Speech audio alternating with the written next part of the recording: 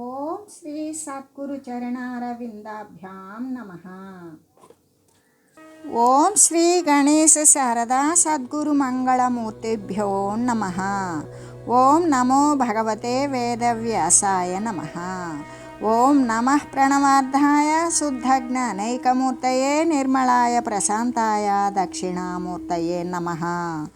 ఓం ఈశ్వరో గురురాత్మేతి మూర్తిభేద విభాగినే వ్యోమవద్వ్యాప్తదేహాయ దక్షిణామూర్తయే నమః. శ్రీ గురుగీత తృతీయోధ్యాయము. అంటే ఏ సద్గురుమూర్తి యొక్క ఏ మహనీయుని యొక్క అనుగ్రహము అనేటువంటిది అతిశయించిందనుకో అప్పుడు ఈ దృశ్యజాతమంతా కూడా పరబ్రహ్మస్వరూపమే అయి ఉంటుంది. అటువంటి సర్వము కూడా దృశ్యమునందున్న నేను నా శరీరముతో సహా ఇక్కడ ప్రతిదీ కూడా అన్నప్పుడు దృశ్యజాతమే కదా. అంటే పరమాత్మ స్వరూపము సర్వము రెండవది లేనిది అన్నప్పుడు సర్వేక సమస్తము శరీరము శరీర అంతర్గతంగా ఉన్నటువంటి శుద్ధ చైతన్య స్వరూపము అది పరబ్రహ్మ వస్తువే. ఎందుకు సర్వేక సమస్తము కూడా ఏకరసమాత్రమైన పరబ్రహ్మమే అయి ఉన్నప్పుడు రెండవది లేదు కదా. అప్పుడు మళ్ళీ ప్రత్యేకమైన నేను అనేటువంటిది ఇంకొకటి భాషిస్తుందా? ఉండదు. కాబట్టి ఏ మహనీయుడు ఏ సద్గురుమూర్తి యొక్క అనుగ్రహము అనేటువంటిది కనుక ఎక్కువైనదనుకో దాని చేత ఈ దృశ్యమంతా కూడా ఇదంతా పరబ్రహ్మస్వరూపమే అవుతుంది. నేను పరబ్రహ్మస్వరూపాన్నే నా చైతన్యం యొక్క స్వరూపమే అయి ఉంటుంది కదా ఈ దృశ్యజాతమంతా కూడా. అంటే ఈ జగత్తు అంతా కూడా ఇక అక్కడ జగత్తు అనేది ఉంటుందా? లేదు. ఒకవేళ ఉన్నది అనిపించినా పరబ్రహ్మ వస్తువే. పరబ్రహ్మ వస్తువునందు రెండవది లేదు కాబట్టి జగత్తు అనేది లేదు. మరి ఈ యొక్క చావు పుట్టుకలకు లోనైనటువంటి ఈ యొక్క జగత్ సంబంధమైన ఉపాధులు ఇవన్నీ భ్రమ తొలగిన మాత్రం చేత ఇంకా అవేమీ కనబడవు. అంటే భ్రమతో కూడి ఉన్నప్పుడు ఈ జగత్తు అనేది మరి ఊనుకొని అదే సత్యంగా కనబడుతుంది. అంటే భ్రమ తొలగినప్పుడు మాత్రమే ఈ జగత్తుకు మూలమైనటువంటి పరబ్రహ్మ వస్తువు కనబడినప్పుడు జగత్తు నశించిపోతుంది. లేదు, కనబడదు. అంటే భ్రమతోనే నిలిచి ఉన్నటువంటిది భ్రమకారకమైనది, భ్రమతోనే పుట్టినటువంటిది భ్రాంతిరహితమైతే ఉండేటువంటిది భగవత్ స్వరూపమైనటువంటి ఆ యొక్క పరబ్రహ్మస్వరూపమే అని చెబుతూ, అయితే ఈ జగమంతా ఏమై ఉన్నది? సర్వానికి కూడా అధిష్టానమైనటువంటి ఏ పరమాత్మ అయితే ఉన్నదో అదే కదా నేను. అదంతా ఈ జగత్తంతా ఏ విధంగా ఉన్నది అంటే అదంతా నా యందు కల్పించబడింది. అసలు నేనెవరు? ఆ సర్వానికి అధిష్టాన స్వరూపమైనటువంటి పరమాత్మ స్వరూపాన్ని నేనే అని చెబుతూ, అంటే జగత్తంతా ఎలా కనబడింది అంటే భ్రాంతి చేత మాత్రమే, మిథ్యా దృష్టి చేత మాత్రమే పరికల్పితమై ఉన్నది. ఇక్కడ నేను అన్నప్పుడు జగత్తు ఉత్పన్నమవుతుంది. సర్వము పరబ్రహ్మస్వరూపమే అయినప్పుడు ఆ నేను కూడా పరబ్రహ్మస్వరూపమే అవుతుంది. అంటే సర్వము కూడా కల్పించబడినటువంటి మిథ్యా దృష్టి చేత కల్పించబడినదే కాబట్టి జగత్తంతా కూడా మరి మిథ్యా దృష్టి అసత్య ధోరణి ఎప్పుడు నశిస్తుందో మిగిలి ఉండేటువంటిది ఏంటి? పరబ్రహ్మస్వరూపమే. అంటే మరి జగత్ అనేటువంటిది ఉన్నదా? లేదు. భ్రాంతి చెందకముందు లేదు, భ్రాంతి చెందినాక లేదు. కానీ ఈ భ్రాంతి నశించినప్పుడు పరబ్రహ్మస్వరూపాన్ని తాను అంటి ఉంటుంది, పరబ్రహ్మస్వరూపమే అయి ఉంటుంది. అప్పుడు ఇంకా జగత్తు అనేటువంటిది లేదు. అప్పుడు సత్యవస్తువు ఎప్పుడైతే గోచరమవుతుందో సత్యవస్తువే తాను అవుతాడో అప్పుడు మాత్రమే ఈ జగత్తు అనేది లేదా. అంటే విచారించేటువంటి దృష్టి లేకపోవడం వల్ల ఉన్నది అనుకుంటున్నాము. అది విచారించకపోయినా భ్రాంతి ఉన్నప్పటికీ కూడా జగత్తు అనేది ఎప్పుడూ లేదు. ఎందుకు? భ్రాంతి అనేది లేదు కాబట్టి అని చెబుతూ, పరమాత్మ ఒక్కడే. మరి జీవుడనేవాడెవడు అంటే ఇక్కడ పరమాత్మ జీవుడు అనే ఇద్దరు లేరు. సర్వేక సమస్తం కూడా పరమాత్మమే అయినప్పుడు ఇక జీవుడనేవాడు, దేహం అనేది, జగత్ అనేది ఇన్ని రకాలు ఎందుకు వస్తున్నాయి అంటే మిథ్యా దృష్టి పరికల్పన చేతే వస్తున్నాయి. అందుకే జీవుడనేవాడు ఉన్నాడా? లేడు. అసలు ఏ ఉపాధులు లేనటువంటి ఈ సర్వేక సమస్తము తానే అయి ఉన్నటువంటి ఆ తత్వమైనటువంటి ఆ శివుడొక్కడే, ఆ కళ్యాణకారకుడైనటువంటి పరబ్రహ్మస్వరూపమే అయి ఉన్నాడు. ఇటువంటి శ్రీ గురు పరబ్రహ్మ పరతత్వాన్ని ఏ మహాత్ముని చేత అయితే ప్రాప్తమవుతుందో, ఏ మహనీయులను ఆశ్రయిస్తే ఇటువంటి ఈ పరతత్వము అనేటువంటి ఏకరసమాత్రమైన పరబ్రహ్మతత్వము, పరమాత్మ తత్వము సదా సర్వవ్యాపకమై చిచ్చక్తి స్వరూపంలో కూడా సత్తా సామాన్య స్థితిలో ఉండేటువంటి పరిపూర్ణ స్థితి ఏదైతే ఉంటుందో అటువంటిది నాకు ఏ మహనీయుని వల్ల, ఏ సద్గురు సాక్షాత్కారం వల్ల, ఏ సద్గురువు యొక్క కరుణ వల్ల నాకు ఇది ప్రాప్తమయ్యిందో అటువంటి కృపతో నిండినటువంటి వాడు. ఆయన యొక్క కరుణారసం ఒలికినంత మాత్రము చేతనే భ్రాంతి పరిచ్ఛిన్నత్వం అనేది తొలగిపోయింది. అప్పుడు ఏమైంది? ఆ కృపతో నిండిపోయి సర్వవ్యాపకమైనటువంటి పరమాత్మ వస్తుతత్వం యొక్క దర్శనమే అయ్యింది. అందుకే అది ఎటువంటిది? అమృతంతో నిండిపోయినది. ఆ అమృతాన్ని సేవించినటువంటి వాడు, అమృతమునందు తడిసినటువంటి వాడు మరి మరొక శరీరాన్ని ధరించవలసినటువంటి అగత్యము లేదు. శరీరమే రానప్పుడు ఆ శరీరానికి వినాశము అనేది ఉంటుందా? ఉండదు. అట్లా రాకపోకలు లేనటువంటి స్థితి అంటే అమృతంతో నిండిపోయి, ఏ విధంగా అటువంటి అమృతంతో నిండిపోవడానికి మూలమేంటి అంటే జ్ఞానముతో నిండిపోయింది. ఏ జ్ఞానం? శాశ్వత పరవస్తు స్వరూపము యొక్క జ్ఞానం. శాశ్వతమైనది, నిత్యమైనది, సత్యమైనటువంటి వస్తు స్వరూపమైనటువంటి జ్ఞానముతో నిండిపోవడం వల్ల ఇంకా సర్వేక సమస్తము కూడా చైతన్యముతో నిండిపోయింది. శుద్ధ చైతన్యంతో, విశుద్ధ చైతన్యంతో నిండిపోయి ఉండడం వల్ల పూర్తి శాంతియే అయి ఉన్నది. అక్కడ ఇంక ఎటువంటి అప్రసన్నత అనేది లేదు. ఎటువంటి కోరికలు, భ్రాంతులు, వాసనలు, సంస్కారాలు, దేహాలు, ఉపాధులు, మరి విశ్వము, జగత్తు, ప్రకృతి, దృశ్యము, ఈ భ్రాంతివంతాలు అనేటువంటివి నానా రకాలు భిన్నత్వాలతో కూడిన పరిచ్ఛిన్నత్వాలు, ఖండత్వాలు ఉన్నవా? లేవు. అవన్నీ కూడా ఉపశమించిపోయినవి. అందుకే పరమశాంతి, నిర్మలమైనటువంటి శాంతితో నిండిపోయి ఏ మార్పులకి లోను కానటువంటి నిర్వికారమైనటువంటి ఏ కళంకము లేని మరి ఇది ఇటువంటిది అని దానిని ఉపమానం చేసి ఫలానాది ఈ పోలికలో ఉన్నది అని చెప్పడానికి కూడా సాధ్యము కానటువంటి ఏదైతే ఉన్నదో అది రూపవంతమైనదా అంటే కాదు, నిరూపమైనటువంటిదే. మరి ఎటువంటిది?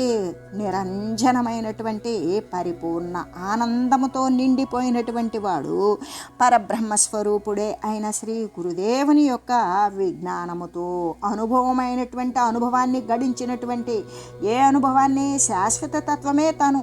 అటువంటి అనుభవాన్నే ఆశ్రయించినటువంటి భక్తులకు ప్రసాదించేటువంటి ఆ విజ్ఞానముతో నిండిపోయిన వాడు, ఆనందముతో నిండిపోయినటువంటి వాడు పరబ్రహ్మస్వరూపుడే కదా. ఆ పరబ్రహ్మస్వరూపుడైనటువంటి శ్రీ గురుదేవుని యొక్క విజ్ఞానమయ పాదార విందమును అంటే విజ్ఞానముతో నిండిపోయిన అనుభవాలతోనే గడిచేటువంటి ఏ యొక్క పాదార విందాలైతే ఉన్నవో, జ్ఞానము కాస్త విజ్ఞానముగా మారి ఏ అనుసరణ అయితే అనుభవ జ్ఞానంగా సిద్ధిస్తుందో అటువంటి పాదార విందాలకు నేను నిరంతరం కూడా నమస్కారం చేస్తూ ఉన్నాను. ఎల్లవేళలా కూడా దివారాత్రులు అనుక్షణము నిరంతరము ఎడతెరిపి లేకుండా నేను స్మరిస్తూనే ఉన్నాను. నేను ఆయనను ఎల్లవేళలా కూడా సద్గురుమూర్తి యొక్క శాశ్వత రూపాన్ని గురించి నేను ధ్యానిస్తూనే ఉన్నాను. అయితే శ్రీ గురు పాదార విందమే అనన్య శరణ్యమని నమ్మి ఎవరైతే శ్రీ గురు పాద పద్మాలే ఇంతకంటే కూడా మరొక మార్గం లేదు, ఇవి మాత్రమే నాకు శరణ్యం, ఇవి మాత్రమే నన్ను కాపాడగలుగుతాయి, ఇవి మాత్రమే నన్ను ఈ త్రిగుణ తాపాల నుండి మరి ఆధ్యాత్మిక మరి అది భౌతిక అది దైవికమైనటువంటి తాపత్రయాల నుండి, షడూర్ముల నుండి, షడ్భావ వికారాల నుండి, పంచమలాల నుండి, పంచభ్రమల నుండి, ఇవి సప్త వ్యసనాల నుండి, అష్టమదాల నుండి, ఇవి మాత్రమే ఈ పాదార విందాలే నన్ను కాపాడతాయి. ఎప్పుడైతే శాశ్వతంగా ఊనుకుపోయినటువంటి ప్రపంచంలో నిండిపోయినటువంటి భ్రాంతితో కూడుకొని ఈ ఉపాధుల యొక్క రాకపోకలను కొని తెచ్చుకుంటూ ఉన్నటువంటి నా భ్రాంతిని మరి తీసివేస్తాయి. ఏవి? శ్రీ సద్గురుమూర్తి యొక్క పాదార విందాలే అని. ఇంతకంటే నాకు వేరే వేరే శరణ్యం లేదు. ఇవి మాత్రమే నన్ను ఉద్ధరిస్తాయి, నా యొక్క తత్వాన్ని నన్ను పొందింపజేస్తాయి, సర్వవ్యాపకమైన పరమాత్మ తత్వమునందు పరిడివిల్లేటట్టు చేస్తాయి, మరి పరిపూర్ణమునందు నన్ను పరివ్యాప్తమయ్యేటట్లు చేస్తాయి. కాబట్టి ఇవి మాత్రమే నన్ను రక్షించేటువంటి ఉద్దండమైనటువంటి పాదాలు అని నమ్మి ఎల్లవేళలా గతంలోనూ ఇప్పుడు రాబోయే కాలంలో కూడా సదా అంటే ఎల్ల కాలమునందు కూడా ఉపాసిస్తూ ఉన్నటువంటి నాకు వేరొక భాగ్యము అనేటువంటిది ఉన్నదా? నిరంతరంగా క్షణము సందెడ కండ మేల్కొను ఘనమునేంద్రుల ధనమది. ఎటువంటి మననశీలురు ఘనమైన మననము చేసేటువంటి వారి యొక్క ధనము ఏదైతే ఉన్నదో నిరంతరము కూడా పరతత్వమును ఉపాసిస్తూ ఉండడం, అటువంటి భాగ్యము కంటే నాకు వేరొక భాగ్యం అనేటువంటిది ఉన్నదా? లేదు. అంటే శ్రీ గురు తత్వమే నాకు పరమతత్వము. శ్రీ గురువు యొక్క తత్వం ఏంటి అంటే పరతత్వ స్వరూపుడే శ్రీ గురుమూర్తి. శ్రీ గురుమూర్తి అంటే దేహధారణ కలిగి ఉన్నాడు కదా, దేహేంద్రియాలు సర్వేక సమస్త క్రియలను ఆచరిస్తూ ఉన్నవి, రూపనామ క్రియలకు లోబడి ఉన్నాడు కదా. అంటే దేనికోసం? ఎవరైతే ఈ పరతత్వాన్ని కోరి మార్గమెరుగక చింతిస్తూ ఉన్నారో వారికి మార్గోపదేశం చేసి వారిని పరతత్వమునందు ప్రవేశపెట్టడం కోసమే వారు దేహాన్ని ధరించు వస్తారు. అంతేకాని ఇప్పుడు పరతత్వము తెలిసినటువంటి పరమాత్మ స్వరూపుడు శ్రీ సద్గురుమూర్తి కాక ఈ యొక్క శూన్యమైనటువంటి ఆకాశం కానీ, ఆకాశమంతా నిండిన వాయువు కానీ, వాయువు నుండి పుట్టిన అగ్ని కానీ, అగ్ని నుండి ఉద్భవించిన జలం కానీ, జలము నుండి ఉత్పన్నమైనటువంటి పృథ్వీ కానీ ఏదైనా సరే మనకు పరతత్వాన్ని గురించి తెలియజేస్తాయా అంటే తెలియజేయలేవు. ఎందుకు? పరతత్వానికి లోబడి ఉన్నాయి. పరతత్వాన్ని గురించి ఎలా తెలియజేస్తాయి? వాటి ఆ పరతత్వం గురించి యొక్క అనుభవం కానీ అనుభవ సిద్ధి కానీ పొందాల. ఆ అనుభవ సిద్ధి పొందినటువంటి నిరాటంకమైనటువంటి కృషిని సల్పి నిరంజనమైనటువంటి నిరామయమైనటువంటి ఏ పరమాత్మ తత్వమునందు లీనమయ్యి ఊనుకొని పరిడి విల్లుతూ ఉన్నటువంటి పరమాత్మ స్వరూపుడు శ్రీ సద్గురు స్వరూపుడు మాత్రమే ఆ తత్వాన్ని బోధించగలడు. కాబట్టి మనం ఏదైనా చూడాలన్నా, మనం ఏదైనా అడగాలన్నా, మనం ఏదైనా సరే మరి జ్ఞానోపదేశం గురించి వినాలన్నా సద్గురుమూర్తి దేహధారణ చేయకపోతే మనకు అటువంటి ఉపయుక్తమైనటువంటి క్రియలు చేతనవుతాయా? చేతగావు. ఆ క్రియలను మనం అనుసరించలేకపోతే జ్ఞానాన్ని మనం పొందుతామా? పొందలేము. జ్ఞానాభివృద్ధి జరగలేదనుకో మనం మనదైనటువంటి మన స్థానం ఏంటి? పరమాత్మ స్థానం. మనం ఏమై ఉన్నాం? పరమాత్మ స్వరూపులమే అయ్యున్నాం. కానీ మనం పరమాత్మ స్వరూపులము అనేటువంటి జ్ఞాపకం గురుతు మనకు ఉన్నదా? లేదు. అటువంటి అంటే ఆంజనేయుని యొక్క శక్తియుక్తులు ఆంజనేయునికి ఎరుకపడనట్లుగానే, అది వేరే ఒకరు గుర్తు చేస్తే మాత్రమే గుర్తు వచ్చినట్లుగానే జ్ఞాన మార్గాన్ని అవలంబిస్తూ ఉన్నప్పటికీ కూడా మనం పరమాత్మ స్వరూపులమే అనేటువంటి విషయం మనకు గుర్తుండదు. మనం పరమాత్మ వస్తుతత్వమే, అంతకుమించి మరొక వస్తువు కానే కాము. పరమాత్మ తప్ప మరొక భిన్న వస్తువు అసలుకి లేనే లేదు. కాబట్టి అనే ఈ విషయాన్ని మనకు విదితపరిచేది, తెలియపరిచేది ఎవరు అంటే శ్రీ సద్గురుమూర్తి. అటువంటి సద్గురుమూర్తి అంటే ఎల్లవేళలా కూడా ఆ పరమతత్వాన్ని గురించి నిత్యమైన, సత్యమైన, ఏకరసమాత్రమైన, సర్వవ్యాపకమైన, మరొక వస్తువు లేనిది అయినా అద్వితీయమైన ఆ పరతత్వాన్ని గురించి బోధించేటువంటి తత్వము శ్రీ గురుడు మాత్రమే బోధిస్తాడు. అందుకు కాబట్టే శ్రీ గురువు యొక్క శాశ్వత తత్వం ఏదైతే ఉన్నదో అదే నిజమైనటువంటి శాశ్వతమైనటువంటి తత్వం. అది ఎటువంటిది? బ్రహ్మానందాన్ని ఇస్తుంది, పరమ ఆనందాన్ని ఇస్తుంది, పరమ శీతలీకరణం చేస్తుంది, పరమ ప్రసన్నీకరణం చేస్తుంది. నిరతిశయానందమైనటువంటి ఆనంద స్వరూపమునందు శాశ్వతంగా నిలబెట్టి ఉంచగలిగేటువంటిది శ్రీ గురుతత్వమే. కాబట్టి అటువంటి సన్నిధానంలో ఉన్నటువంటి నేను ధన్యుడను. నేను ఏ విధంగా ధన్యతను పొందాను అంటే శాశ్వతమైన పరతత్వమునందు నేను పరివ్యాప్తమై ఉన్నప్పుడు ఇక అది ధన్యతే. ఎందుకు? మళ్ళీ పరిచ్ఛిన్నమైనటువంటి రూపాలు గాంచలేదు, పరిచ్ఛిన్నమైనటువంటి భ్రాంతులకు లోబడలేదు, పరిచ్ఛిన్నమైనటువంటి లేని వస్తువు లేకుండానే గ్రహించగలిగిన నేను ఏమై ఉండాలో, సర్వము ఏమై ఉన్నదో అది నేనై ఉన్నప్పుడు ఇంకా మళ్ళీ నేను ఆ పరమగురువు యొక్క సమీపంలో ఆ బ్రహ్మానందాన్ని ఇచ్చినటువంటి పరమ శీతలీకరణ కరుణుడు అయినటువంటి శ్రీ సద్గురుమూర్తి యొక్క సమక్షంలో ఉన్నటువంటి నేను ధన్యుడనే కదా. నేను కృతార్థుడను అంటే ఈ దేహాన్ని ధరించినందుకు నేను చేయవలసినటువంటి పని ఏమిటి? నా యొక్క స్వరూపాన్ని నేను గ్రహించటం, నా యొక్క సర్వవ్యాపకమైనటువంటి చైతన్య స్వరూపం, నా యొక్క ఈ ఉపాధి ఎందు కూడా సర్వసాక్షిత్వ రూపంలో సర్వదా ప్రకాశిస్తూ ఉన్నదాన్ని నేను ఎల్లవేళలా సందర్శిస్తూ ఉన్నాను. అది నేను కానీ వచ్చిపోయే తత్వం ఉన్నటువంటి జడప్రాయమైనటువంటి దేహం నేను కాదు అనే భావనను తెలుసుకున్నప్పుడు, ఆ భావన ప్రకారం అనుసరించినప్పుడు ఏ తత్వం అయితే శాశ్వతం ఉన్నదో శాశ్వతమునందు నేను సదా సంలీనమై సర్వవ్యాపకమై నేను ఉన్నప్పుడు నేను కృతార్థుడని. నా పని ముగిసింది. నా పని ఏమిటి? పరబ్రహ్మతత్వమే నేను. అటువంటి చేయవలసినటువంటి కార్యం నేను పరబ్రహ్మతత్వాన్నే అయినప్పుడు ఇంకా నాకు ఒక పని కానీ, నేను చేయవలసినది కానీ, చేయకుండా ఉన్నది కానీ ఏదైనా ఉన్నదా? లేదు. నేను కృతార్థుడను అంటే ఇక నాకు ఏదైనా భయం ఉన్నదా? లేదు. ఎందుకు అంటే దేహోపాధులతో ఉన్నప్పుడు ఇది ఏమవుతుందో, ఎలా ఉంటుందో, ఎలా పోషించబడుతుందో, వాతావరణ స్థితికి తట్టుకుంటుందో, ఈ శరీరాన్ని ఆశ్రయించుకున్న శరీర సంబంధమైనటువంటి మిగతా భార్య, బిడ్డలు, తల్లిదండ్రులు, బంధువులు, మిత్రులు, మరి మిగతా పరివారం వీళ్ళందరికీ నేను తగినటువంటి న్యాయం చేయగలుగుతానా అనేటువంటి తపన, భయము. మరి ఈ శరీరము అనేటువంటిది తుఫానుల వల్ల కానీ, లేదా ప్రకృతి సంబంధమైన చీడపీడల వల్ల కానీ, లేదా వ్యాధుల వల్ల కానీ, లేదా ప్రమాదవశాత్తు ఏదైనా వాహనాల వల్ల కానీ, లేదా పిడుగుపోట్ల వల్ల కానీ, పాము వల్ల, తేలు వల్ల, మరి విద్యుత్ ఘాతాల వల్ల, ఇటువంటి వాటి వల్ల శరీరం పోతుందేమో అనేటువంటి భయం నాకున్నదా? శరీరము నేనైతే ఇవన్నీ అనుమానాలు, సందేహాలు, భయాలు నన్ను ఇబ్బంది పెడతాయి. కానీ నేను అభయస్వరూపుడు నేనెట్లా అయ్యాను అంటే నా స్వరూపానికి అంటే సర్వవ్యాపకత్వానికి ఒక భిన్నత్వము, ఒక పరిచ్ఛిన్నత్వము, ఒక ఖండత్వము అనేది లేదు. ఖండత్వానికి వచ్చినప్పుడు మాత్రమే ఖండాలుగా ఉన్న వాటిని ప్రోధి చేసుకొని విడిపోతూ, విడగొట్టుకుంటూ, వదిలిపోయి వచ్చేసి మళ్ళీ పోతూ ఇటువంటి స్థితిలో ఉన్నప్పుడు మాత్రమే నేను భయస్వరూపుడును.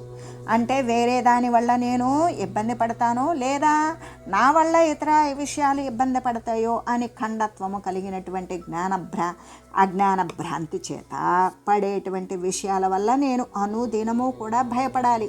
శరీర సంఘాతమైనటువంటి ఈ యొక్క బాంధవ్యాలు, ఈ బంధాలు, ఈ క్లేశాలు, ఈ పాశాలు అనుభవించేటువంటి ఖండత్వం నశించింది. అందుకని నాకు భయము అనేటువంటిది ఉన్నదా? లేదు. నేను అభయస్వరూపుడను. అంతేకాదు కృతకృత్యుడను. నేను పనులన్నీ ఏ పనులైతే చేయవలసి వచ్చానో, ఈ దేహం ధరించినందుకు చేయవలసినటువంటి కార్యం ఏమిటి అంటే విజ్ఞానవంతమైనటువంటి మానవ దేహాన్ని ధరించి ఆ యొక్క అంటే సర్వ ఉపాధులలో కూడా మానవ దేహమే ముఖ్యమైనదా, అదే ఉత్తమమైనదా, అదే ఉన్నతమైనదా అంటే ఉత్తమమైనదే. ఎలాగా అంటే తనను తాను మరి పరబ్రహ్మస్వరూపము, జ్ఞానస్వరూపంగా మార్చుకోగలిగినటువంటి ఒక నిండైనటువంటి అవకాశం, ఒక పరిపూర్ణమైనటువంటి అవకాశం. ఆ అవకాశాన్ని ఎందుకు జారి విడుచుకోవాలి? మనం ఆకాశగమనం చేయాలి అంటే మనం ఈ ప్రాణాయామ అభ్యాసాదుల ద్వారా కేచరీ విద్యను నేర్చుకొని మనం ఆకాశగమనం చేస్తున్నామా? లేదు. డబ్బులు చెల్లించి మనం విమానంలో ప్రయాణం చేస్తున్నాం. అది బాహ్యమైనటువంటి ఇంధనాలు, ఒక వస్తువు, వాహనాలను వీటిల్లో పడి మనం ఆకాశగమనం చేయగలుగుతున్నాం. అది కూడా శక్తి, ఆర్థిక ద్రవ్య శక్తి పటిష్టంగా ఉన్నటువంటి వాళ్ళు మాత్రమే చేయగలిగినది. అంతేకాని ఇక్కడ ఆకాశగమనము అనేటువంటిది చేస్తున్నామా? చేయడం లేదు. అది చెయ్యాలి అంటే విమానమే అవసరం. అలాగే జ్ఞాన మార్గాన్ని అనుసరించి తన యొక్క తత్వాన్ని తెలుసుకొని, తన యొక్క స్వరూపాన్ని తను సాక్షాత్కరించుకొని, తన స్వరూపమే సర్వదా పరిడివిల్లుతున్నది అనే యొక్క వివేకాన్ని మరి పదిలపరుచుకునేటువంటి అవకాశం దేనికున్నది అంటే మానవ శరీరానికి. అందుకే జంతువునాం నరజన్మ దుర్లభం అని ఎందుకు చెప్పారు అంటే ఆహార నిద్ర భయమైనదున్నా అని. సామాన్యమే తత్పశుభిన్నారాణం జ్ఞానం నరాణం అధికం విశేషం జ్ఞానేన హీన తత్పశుభి సమాన. ఒకవేళ జ్ఞానవంతమైనటువంటి జీవనం అనేటువంటిది జరగలేదనుకో, పశువుకి వానికి ఏమైనా తేడా ఉన్నదా? లేదు. ఎందుకు అంటే దానికి వీనికి శరీరానికి ఆకలి, దప్పిక, మరి సంతాన ప్రక్రియ, ఇటువంటివన్నీ కూడా భయపడటం, ఇవన్నీ కూడా దానికి వీడికి ఏమాత్రం తేడా లేదు. అది అంటే ఆహారం తీసుకోవడంలో, మైథున క్రియ జరిపేటప్పుడు, సంసారం చేసేటప్పుడు, భయపడేటప్పుడు, సంతానాభివృద్ధి చేసేటప్పుడు, నిద్రపోయేటప్పుడు, ఇవన్నీ కూడా సర్వసామాన్యం ప్రతి ఉపాధికి. కానీ ఇక్కడ తన గురించి తను తెలుసుకొని ఈ అవస్థాత్రయాలలో కూడా ఎల్లప్పుడూ కూడా పరమాత్మతత్వాన్ని అన్వేషించగలిగినటువంటి స్థితి కేవలం మానవ దేహానికి మాత్రమే ఉన్నది. అంతేకాదు, ఇక అదే జ్ఞానాన్ని కనుక సముపార్జించుకోకపోతే జంతువులకి వానికి ఏమిటి తేడా ఏమీ లేదు. అవి వీడు ఒకటే. ఎందుకు? వాటికి పాంచభౌతిక నిర్మితమైనటువంటి దేహాలు ఉన్నవి, ఈ మానవ దేహానికి కూడా పాంచభౌతికమైనటువంటి దేహాలు ఉన్నవి. కానీ జ్ఞానము అనేటువంటిది భిన్నమైనది. అనేక జన్మల నుండి పురోధి చేసుకున్నటువంటి ఉపాధుల యొక్క రాకపోకలకి హేతుభూతమైనటువంటి ఈ కర్మను పరిపక్వం అయినటువంటి కర్మను నశింపజేసుకోవాలి అంటే ఈ ఆగామి సంచిత ప్రారబ్ధ కర్మలు సర్వం కూడా నశించిపోవాలి అంటే జ్ఞానము అనేటువంటి అగ్ని రగులుకొనాలి. ఆ జ్ఞానము అనేది జ్వాజ్వల్యమానంగా అభివృద్ధి చెందాలి. అంత ప్రవృద్ధి చెందినటువంటి జ్ఞానముతోటి వీని యొక్క శరీరాలను వాడు రాకుండా చేసుకోగలిగినటువంటి జ్ఞానాన్ని అధివసించినప్పుడు అప్పుడు సద్గురుమూర్తి యొక్క శరణు వేడి ఆయన యొక్క కృపా విశేషము చేత మాత్రమే వాడు ఆ తన తత్వాన్ని తను పొందుతూ ఉంటాడు. అందుకే ఈ మానవ శరీరాన్ని ధరించినందుకు నేను కృతకృత్యుడనయ్యాను. ఎందుకు అంటే శ్రీ గురుపదం ఏదైతే ఉన్నదో అదే కళ్యాణకారకము, అదే శివము, అదే ఆనందాన్ని ఇస్తుంది, అదే రెండవది లేనిది అయినటువంటి ఏకరసమాత్రమైన పరబ్రహ్మస్వరూపము. అది మాత్రమే ప్రతి జీవి పొందవలసినటువంటి కైవల్యధామము అని తెలియజేస్తూ ఓం మంగళం శ్రీ గురుదేవాయ మహనీయ గుణాత్మనే సర్వలోక శరణ్యాయ సాధురూపాయ మంగళం. ఓం లోక సమస్త సుఖినో భవంతు. ఓం శ్రీ సద్గురు పరబ్రహ్మాత్మనమస్తు. ఓం తత్సత్.